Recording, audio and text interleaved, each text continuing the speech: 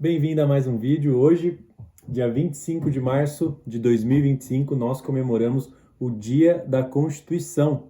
Então, eu queria tirar aqui alguns minutinhos para comentar sobre a primeira Constituição do Brasil, que é a Constituição de 1824, do Império Brasileiro, que é a Constituição que marcou essa data, 25 de março, que é o dia que foi outorgada a Constituição por Dom Pedro I, quando nós ainda éramos um império.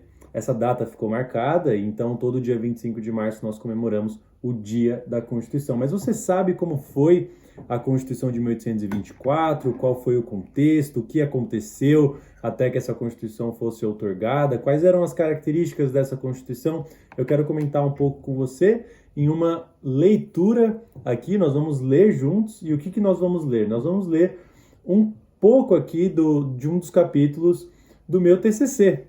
Quando eu fiz o meu TCC na PUC, em Campinas, eu apresentei o texto chamado O Poder Legislativo na Constituição de 1824, em que eu fazia uma análise de como era o nosso Poder Legislativo na nossa primeira Constituição. E aqui eu quero ler alguns trechos de forma bem breve, para que você consiga entender um pouco melhor quais eram as características da nossa primeira Constituição e qual a importância de estudar a primeira Constituição do Brasil. Bom, se nós queremos entender o porquê as coisas estão do jeito que estão hoje, nós sempre precisamos voltar à origem, não é mesmo?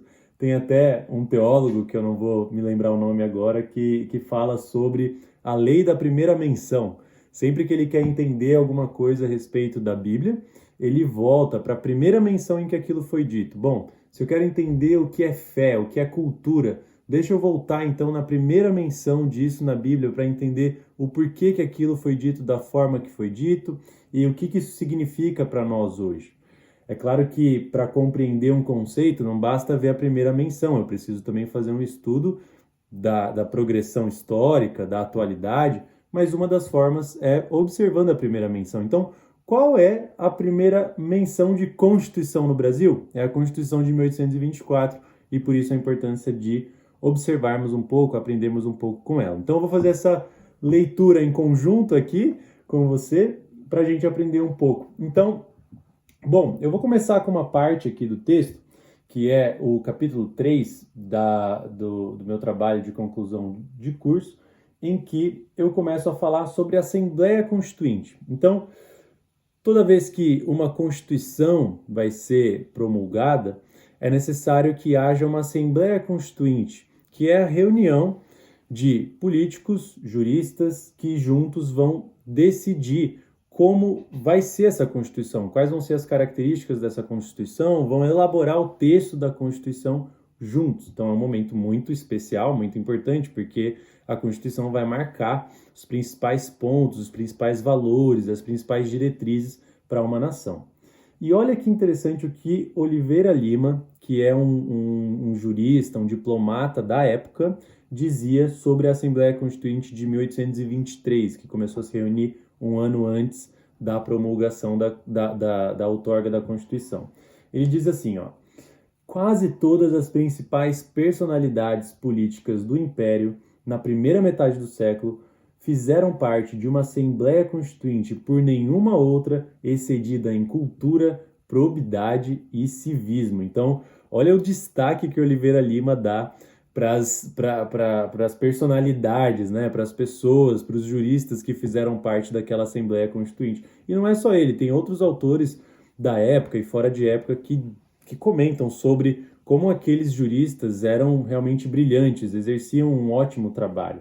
Então, inicia assim a Assembleia Constituinte, a elaboração da Constituição brasileira.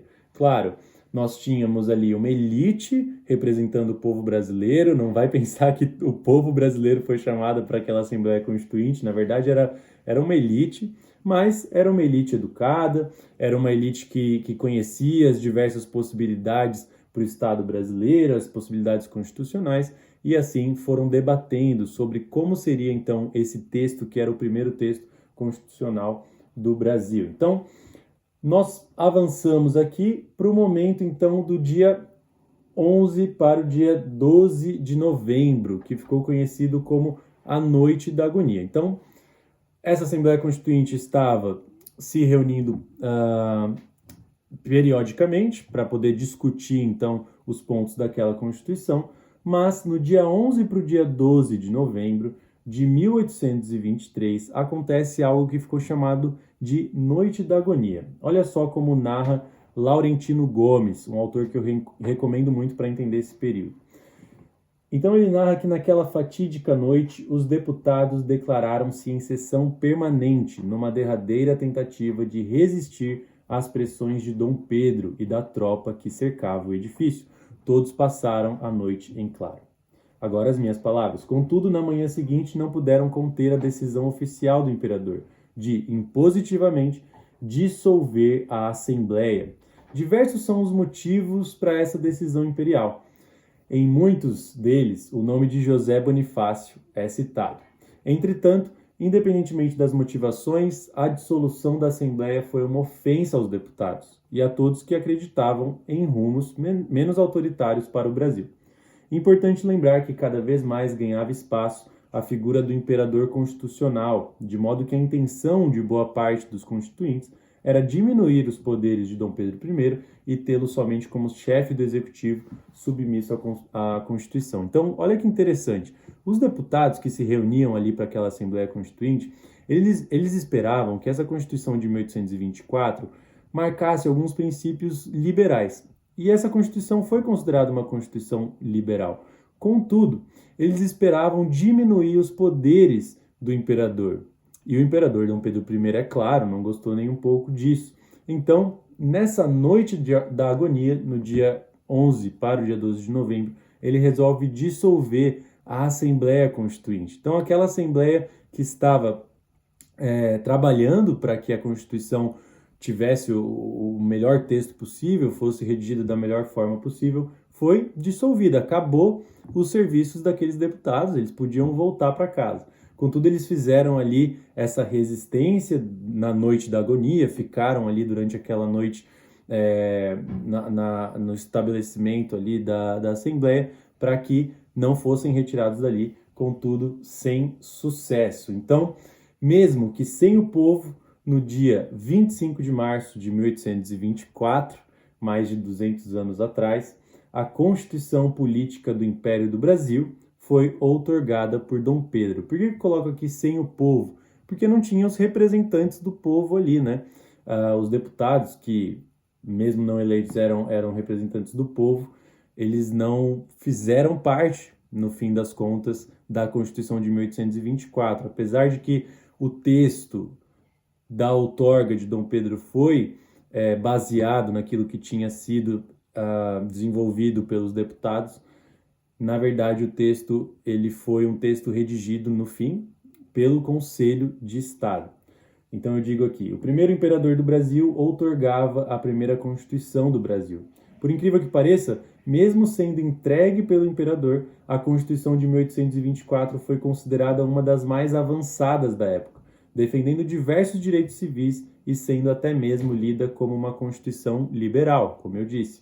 Segundo Laurentino Gomes, o próprio Dom Pedro prometia dar ao país uma Constituição duplicadamente mais liberal do que o que a extinta Assembleia acabou de fazer, palavras do Dom Pedro. E foi, de fato, o que aconteceu. Então, ele prometeu isso. Olha, a Assembleia avançou com uma Constituição liberal até aqui, mas eu vou entregar uma Constituição duplicadamente mais liberal. Contudo, há uma contradição de fato aqui, né? Essa Constituição mais liberal prometida por Dom Pedro, na verdade, veio por meio de uma outorga, veio por meio de uma dissolução da Assembleia Constituinte. Então, a Constituição de Dom Pedro I previa diversos direitos, organizava a estrutura jurídico-administrativa do país, separava os poderes entre executivo, judiciário, legislativo e, a grande novidade, o poder moderador. O imperador brasileiro se inspirou no pensador Henri Benjamin Constant de Rebecque, conhecido somente como Benjamin Constant, e inseriu esse quarto poder na Constituição. É a grande marca da Constituição, pelo que ela é lembrada, né? Muitas vezes a Constituição de 1824, o poder moderador. Segundo o historiador francês, o poder moderador seria o mediador entre os três demais poderes.